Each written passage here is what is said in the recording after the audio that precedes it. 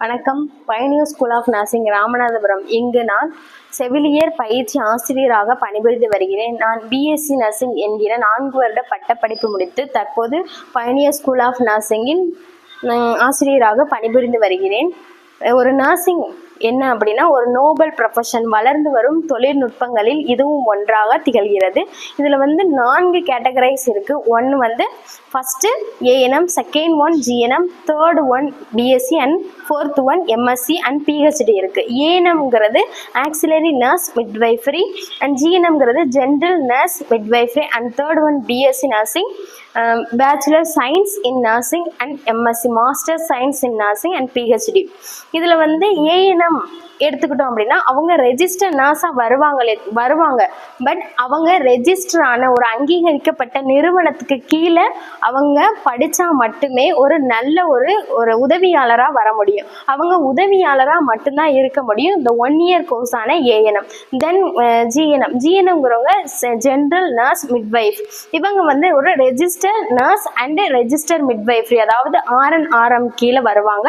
இந்த GNM and BSc MSc ANM இருக்காங்க அப்படின்னா அவங்க ஒரு ஐஎன்சி அண்டு டிஎன்எம்சி கீழே அங்கீகரிக்கப்பட்ட நிறுவனத்தில் படிச்சிருந்தா மட்டும்தான் அவங்க ஒரு நர்சிங் கேட்டகரைஸில் வருவாங்க.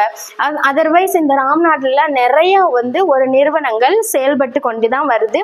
1 இயர் கோர்ஸ், 1 இயரில் நாங்கள் நர்சஸ் ஆக்கிடுவோம். 6 மந்த் கோர்ஸ் படிச்சுட்டு நாங்கள் 6 மந்தில் அவங்கள நர்சஸ் ஆக்கிடுவோம். 3 மந்த்ஸ் கோர்ஸ் நாங்கள் 3 மந்த்ஸில் ஒரு நல்ல நர்ஸை கொண்டு வந்துடுவோம் அப்படின்னு சொல்கிறாங்க. பட் அவங்க யாருமே ஒரு ரெஜிஸ்டர் நிறுவனம் கிடையாது, ரெஜிஸ்டரான ஒரு பட்டப்படிப்பும் கிடையாது.